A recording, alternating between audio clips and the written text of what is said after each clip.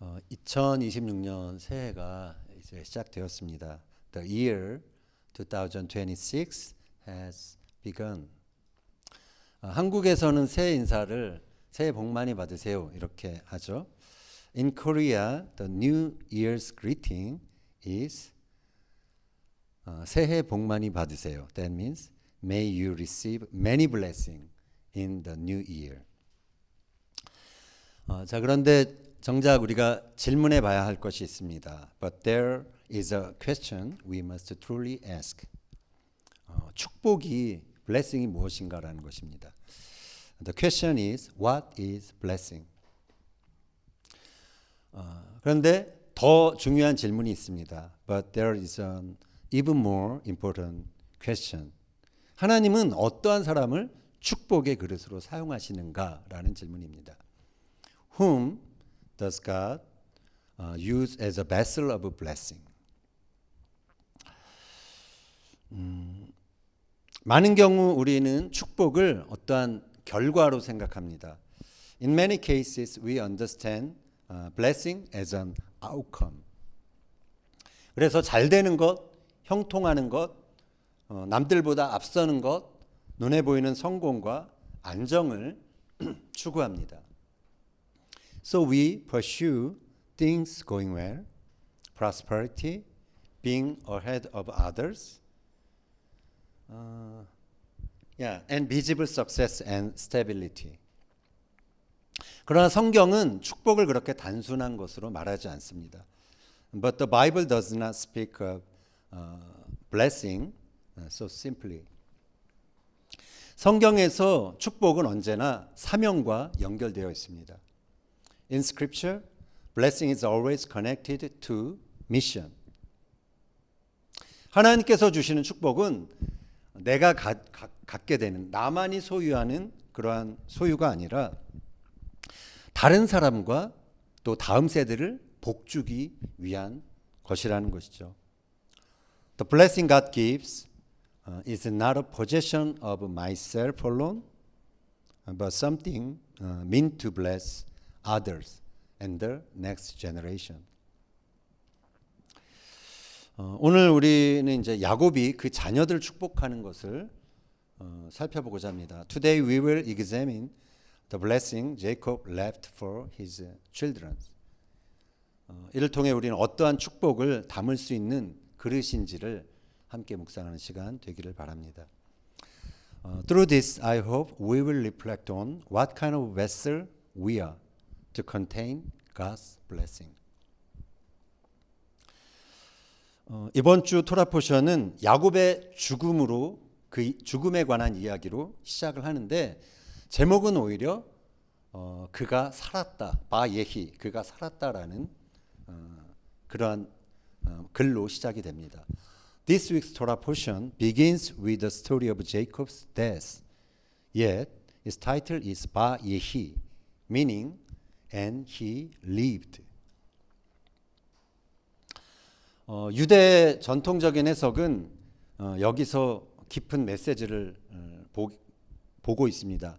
Jewish tradition finds a profound meaning here, profound message here. 야곱은 육체적으로 죽지만 그의 언약 그리고 축복, 정체성은 계속 살아 있다라는 뜻입니다.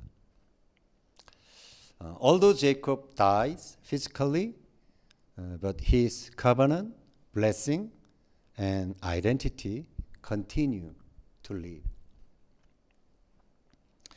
진정한 삶은 생물학적인 생존이 아니라 다음 세대에 전해지는 언약적인 삶인 것입니다. True life is not biological survival, but a covenantal life passed on to the next generation. 진정한 삶은 오래 사는 것이 아니라 언약이 다음 세대에도 살아 움직이는 그러한 삶인 것입니다. True life is not living long, but a life in which the covenant life and moves into the next generation. 그래서 이 바예히라는 토라 포션은 죽음으로 끝나는 이야기가 아니라 축복으로 이어지는 삶에 대해서 이야기하고 있는 것입니다. Therefore, 바예히, 토라 포션 바예히 speaks not of a story that ends in death, but a life that continues through blessing. 창세기 49장 1절 보겠습니다. 야곱이 그 아들들을 불러 이르되 너희는 모이라 너희가 후일에 당할 일을 내가 너희에게 이르리라. Jacob called for his sons and said, Gather around so I can tell you what will happen to you in days to come. 자, 야곱이 자녀들에게 유언을 하는 장면입니다. This is the scene of Jacob delivering his final word to his children. 야곱은 그냥 감상적인 말을 남기지 않습니다. Jacob does not leave merely sentimental words. 그는 예언자처럼 축복합니다. He blessed them like a prophet. 내가 너희의 후일에 당할 일을 알리리라. 이 말이 중요합니다. I will tell you what will happen to you in days to come. This statement is significant. 야곱의 축복은 너희가 그냥 잘 됐으면 좋겠다라고 축복하는 것이 아니라 하나님의 뜻을 분별하면서 선포하는 그러한 말이라는 것이죠. Jacob's blessing is not a wish that things would go well for them, but a proclamation discerning and declaring God's will. 야곱은 하나님의 시선으로 각각 그 아들의 삶을 바라봅니다. 그리고 그들에게 맞는 축복을 하고 있는 것입니다. Jacob looks at his sons' lives from God's perspective and declares a fitting blessing for each one of them. 창세기 49장 3절 4절 보겠습니다. 첫째한테 하는 루벤아 너는 내 장자요 내 능력이요 내 기력의 시작이라. 위풍이 월등하고 권능이 탁월하다마는 물의 끓음 같았은즉 너는 탁월하지 못하리니 내가 아버지의 침상에 올라 더럽혔음이로다. 그가 내 침상에 올랐었도다. Reuben, you are my firstborn, my might, the first sign of my strength, excelling in honor, excelling in power, turbulence as the waters. You will no longer excel, for you went up onto your father's bed, onto my couch, and defiled it. 자, 이게 축복의 말로 들리십니까? 그렇지 않죠? Does this sound like a blessing? Definitely no. 야곱은 아들의 이름을 부르고 그들의 삶의 궤적을 요약하고 그리고 나서 그들이 언약을 어떻게 감당했는지를 평가하고 있습니다.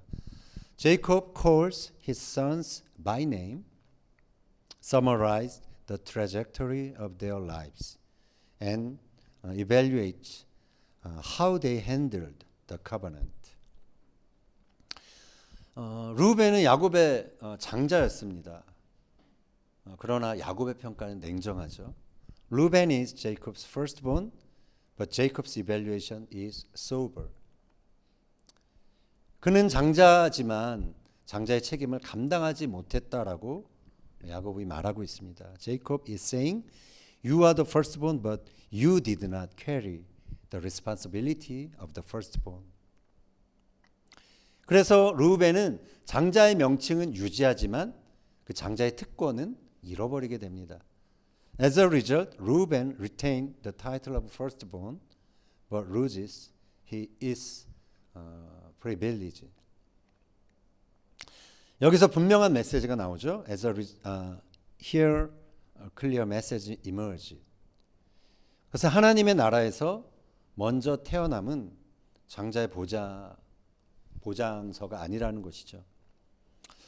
In the kingdom of God, being born first is not a guarantee of a firstborn right. 이어서 야곱이 시므온과 레위에게 말하고 있습니다. Next, Jacob speaks to Simeon and Levi. 5절 7절 읽겠습니다. 시므온과 레위는 형제요 그들의 칼은 폭력의 도구로다. 그 노여움이 혹독하니 저주를 받을 것이요 분기가 맹렬하니 저주를 받을 것이라. 내가 그들을 야곱 중에서 나누며 이스라엘 중에서 흩으리로다. Simeon and Levi are brothers. Their swords are weapons of violence. Curses be their anger, so fierce, and their fury, so cruel. I will scatter them in Jacob and disperse them in Israel. 이 두 아들은 세겜 디나의 그 세겜 사건에서 여동생의 그 명예를 위해 분노했죠. They were enraged in the Shechem incidents in defense of their sister's honor. 겉으로 보면은 정의로운 행동으로 보였습니다. On the surface it appeared righteous deed. 그러나 야곱은 그것을 의로움이 아니라 통제되지 않은 분노로 보았습니다. But Jacob evaluates it not as righteousness but as uncontrolled anger. 그들은 공동체를 위험에 빠뜨렸고 결과에 대한 책임을 지지 않았습니다.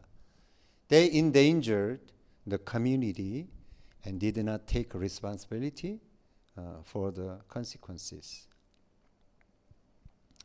하나님은 분노의 그 에너지 자체를 문제 삼으신 것은 아닙니다. God did not condemn the energy of anger itself. 그 에너지를 책임으로 다루지 않은 그들의 태도에 대해 문제를 삼으신 것이죠. He condemned their failure to handle that energy with responsibility. 그래서 그들에게 주어진 축복은 흩어짐이었습니다. Thus, the blessing given to them was dispersion. 실제로 나중에 성경을 보면 시므온 지파는 자기 이름에 독립된 영토 없이 유대 지파 안에 흩어져 살게 됩니다. In reality, the tribe of Simeon received no independent territory bearing its own name and was scattered within the territory of Judah, receiving several towns.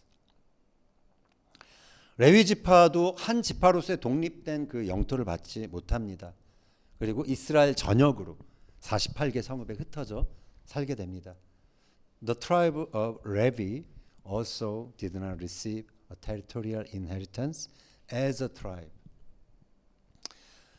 but came to live scattered among 48 towns throughout Israel. 중요한 점은 이 흩어짐은 저주가 아니라 경고라는 것입니다. The important point is that this dispersion was not a curse, but a warning. 실제로 레위 지파는 훗날 금송아지 사건 이후에 하나님 편에 서죠. 그래서 책임을 감당합니다. 그래서 제사장 지파로 이제 회복이 되죠. In fact, after the golden calf incidents, the tribe of Levi stood on the Lord's side, bore the responsibility, and was restored as the priestly tribe. 우리는 여기서 축복과 저주가 고정된 운명이 아니라 선택에 따라 달라질 수 있음을 보게 됩니다. Here we see that blessing and curse are not fixed destinies, but can change according to one's choices. 자, 이제 결정적인 전환점이 나옵니다. Now a decisive turning point emerges. 8절, 10절 보겠습니다. 유다야, 너는 내 형제의 찬송이 될지라. 규가 유다를 떠나지 아니하며 통치자의 지팡이가 그 발 사이에서 떠나지 아니하기를 실로가 오시기까지 이르리니 그에게 모든 백성이 복종하리로다. Judah, your brothers will praise you. The scepter will not depart from Judah, nor the ruler's step from between his feet, until he to him whom it belongs shall come, and the obedience of the nations shall be his. 유다는 야곱의 네 번째 아들입니다. Judah was Jacob's first son. 그런데 아버지 야곱은 왕권 그리고 통치권 그리고 메시아의 계보를 이 아들에게 넘깁니다. Jacob passed kingship, authority and the messianic line to Judah. 자, 왜 그럴까요? Why is this? 우리는 지난주 토라 포션에서 그 이유를 살펴봤습니다.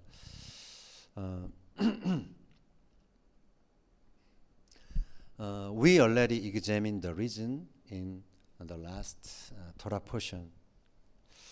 유다가 베냐민을 위해서 자신을 담보로 내놓았죠. Judah offered himself as a guarantee for Benjamin. 과거의 유다는 요셉을 팔아버렸지만 이후의 유다는 형제를 대신해서 책임지는 자로 서게 됩니다. Though Judah once sold Joseph, he later took responsibility in place of his brother. 야곱은 이 유다의 변화된 성품을 본 것입니다. Jacob saw his transformed character. 하나님 나라에서의 리더십은 지위가 아니라 대신 책임지는 능력으로 인해 주어지는 것입니다. In the kingdom of God, leadership is granted not by position, but by the capacity to take responsibility for others. 그래서 하나님의 언약은 회개한 자 그리고 대신 책임을 짊어진 자에게로 이동하게 되는 것이죠. Thus God's covenant moves toward those who repent and bear responsibility. 토라 포션 바 예히에서 우리는 하나님의 언약이 자동으로 상속되지 않고 그것을 감당할 만한 자에게 맡겨지게 되는 것을 보게 됩니다. In the Torah portion by Yehi, we see that God's covenant is not inherited automatically, but entrusted to those who are able to carry it.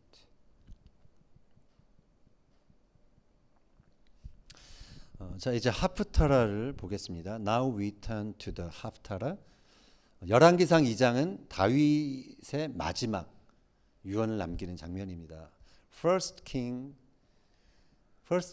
chapter 2 record David's final testament. 다윗이 그 아들 솔로몬에게 무엇을 남기고 있는가? What does David leave to his son Solomon? 놀랍게도 다윗은 그의 왕권 유지 전략에 대해서 말하지 않습니다. Surprisingly, David does not speak to him about strategies for maintaining royal power. 그는 이렇게 말합니다. He says this. 열왕기상 2장 2절 3절 읽겠습니다. 넌 힘써 대장부가 되고 내 하나님 여호와의 명령을 지켜 그 길로 행하여 그 율법과 계명과 율례와 증거를 모세의 율법에 기록된 대로 지키라. 그리하면 내가 무엇을 하든지 어디로 가든지 형통할지라. 아멘. Be strong, act like a man, and observe what the Lord your God requires. Walk in obedience to him, and keep his decrees and commands, his laws and regulations, as written in the law of Moses. Do this so that you may prosper in all you do and wherever you go. 아멘. 다윗은 솔로몬에게 잘 다스려라라기보다는 먼저 어떠한 사람으로 너가 서야 된다라는 것을 말하고 있습니다. David tells Solomon first not how to rule well, but what kind of person to become. 다윗의 관심은 성공한 왕이 되는 것이 아니라 언약의 사람이 되는 것이었습니다. David's concern was not that Solomon become a successful king, but a person of the covenant. 그가 말한 형통은 정치적인 성공을 그래서 의미한다기보다는 언약 안에 머무는 삶을 말하는 것이죠. The prosperity he spoke of did not primarily mean political success, but a life that remains within the covenant. 다윗은 알고 있었습니다. David knew this. 왕위는 물려줄 수 있지만 하나님 앞에서의 태도는 직접 선택해야 한다라는 것을요.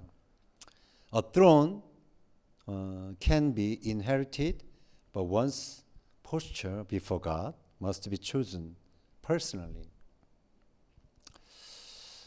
이 합타라는 이처럼 축복이 제도나 혈통에 의해서가 아니라 올바른 삶의 선택을 통해서 이어진다라는 사실을 분명히 하고 있습니다. The Haftarah makes clear that blessing is passed on not through institutions or bloodlines, but through right choices in life. 자, 이제 또 신약 포션을 보겠습니다. Now let's turn to the New Testament. 요한복음 13장 1절 읽겠습니다.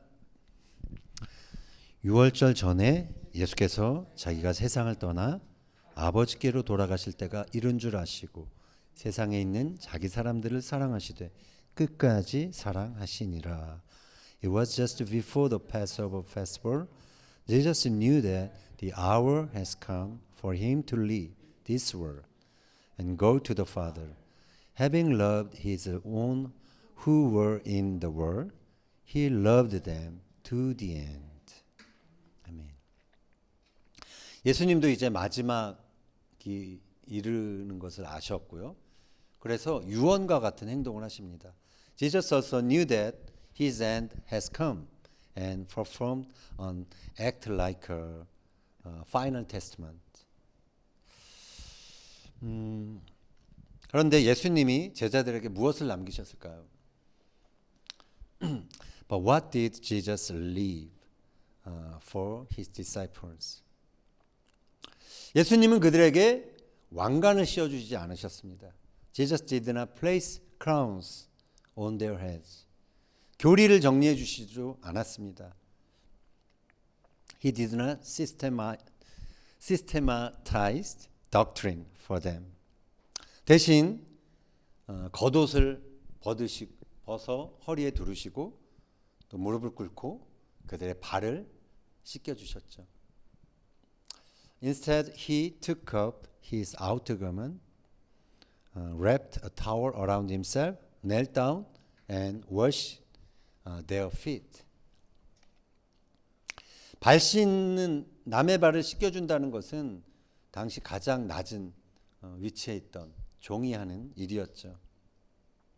Washing others' feet was the task of the lowest servant at the time. 근데 예수님은 자신을 완전히 비우심으로 축복의 그릇이 무엇인지를 보여주신 것입니다.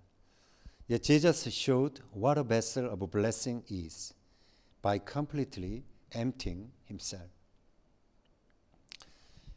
예수님이 말씀하셨습니다. Jesus said, 요한복음 13장 14, 15절 내가 주와 또는 선생이 되어 너희 발을 씻었으니 너희도 서로 발을 씻어주는 것이 옳으니라. 내가 너희에게 행한 것 같이 너희도 행하게 하려 하여 본을 보였노라. Now that I, your Lord and teacher, have washed your feet, you also should wash one another's feet. I have set you an example that you should do as I have done for you. 아멘. 예수님은 왕권에 대해서 설명하지 않으시고 그것을 직접 보여주신 것입니다. Jesus did not explain what is authority, but he demonstrated it. 예수님이 왜 마지막 유언처럼 이러한 본을 보여주셨을까요? Why did Jesus set an example as if giving a final testament? 그것은 하나님 나라 축복은 말이나 단지 선언으로 이어지지 않기 때문입니다. Because the blessing of the kingdom of God is not transmitted by just words or declaration alone. 그것은 대가지불과 겸손이 따르는 삶의 방식으로 전수되기 때문인 것입니다. It is passed on through a way of life marked by cost and humility. 예수님은 산상수훈을 통해서 축복의 정의를 뒤집으셨습니다. Jesus overturned the definition of blessing through the Sermon on the Mount. 심령이 가난한 자는 복이 있다. 애통하는 자는 복이 있다. 온유한 자는 복이 있다. 의를 위해 핍박받는 자는 복이 있다. Blessed are the poor in spirit. Blessed are those who mourn. Blessed are the meek. Blessed are those who are persecuted because of righteousness. 이 말씀은 당시 듣는 사람들에게 충격이었을 것입니다. These words were shocking message to the people of the time. 오늘날 우리에게도 충격적인 말씀입니다. In fact, they are still shocking message to us today. 왜냐하면 예수님은 축복을 조건이 아니라 상태로 말씀하시기 때문입니다. This is because Jesus defined blessing not by achievement but by condition. 산상수훈에서 말하는 복은 이미 완성된 자에게 주어진 보상이 아니라 하나님 앞에서 자기를 비운 사람에게 주는 약속인 것입니다. The blessing of the Sermon on the Mount are not rewards given to those who have already achieved, but it's a promise given to those who are empty before God. 심령이 가난한 사람은 자기 스스로 채울 수 없음을 아는 사람입니다. The poor in spirit are those who know they cannot fill themselves. 애통해하는 자는 세상의 아픔을 외면하지 않는 사람입니다. Those who mourn are people who do not turn away from the pain of the world. 온유한 자는 힘이 없어서가 아니라 힘을 절제할 줄 아는 사람이죠. The meek are not weak, but those who know how to restrain their strength. 예수님은 위대한 사람이 아니라 비워진 사람을 축복의 그릇으로 부르십니다. Jesus calls not the great, but the emptied to be vessels of a blessing. 비어 있을수록 하나님 나라의 축복을 더 많이 담을 수 있는 것입니다. The emptier one is, the more one can contain the blessing of God's kingdom. 오늘 우리가 살펴본 본문들은 죽음으로 끝나는 이야기가 아니라 축복으로 이어지는 삶에 대한 이야기입니다. The passage we examined today were not stories that ends in death, but stories of lives that continue through blessing. 야곱의 유언은 누가 축복을 감당할 것인가라고 질문하죠. Jacob's final words ask, who can carry blessing? 다윗의 유언은 어떠한 삶이 축복을 이어가는가에 대해 질문합니다. David's final words ask, what kind of life carries blessing forward? 예수님의 유언은 누가 하나님 나라의 축복의 그릇인가를 질문합니다. Jesus' final act ask who is a vessel of blessing in the kingdom of God. 공통된 결론은 분명합니다. The common conclusion is clear. 축복은 그것을 감당할 그릇을 통해서 흘러간다는 것입니다. Blessing flows through the vessels that can carry it. 축복은 제도나 혈통이 아니라 올바른 삶의 방향에 대한 선택을 통해서 이어진다라는 것입니다. Blessing continues not through institutions or bloodlines, but through right choice about the direction of life.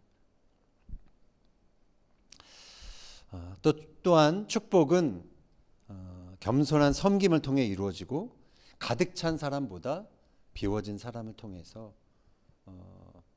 이어지고 그 사람이 축복의 그릇으로 쓰임 받는다라는 것입니다.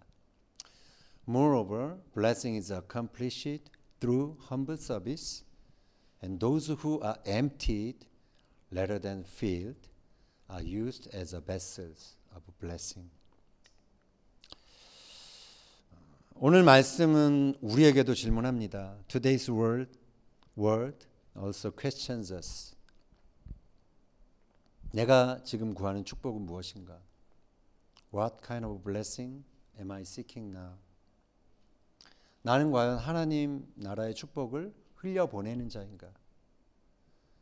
Am I truly someone who lets the blessing of God's kingdom flow through me?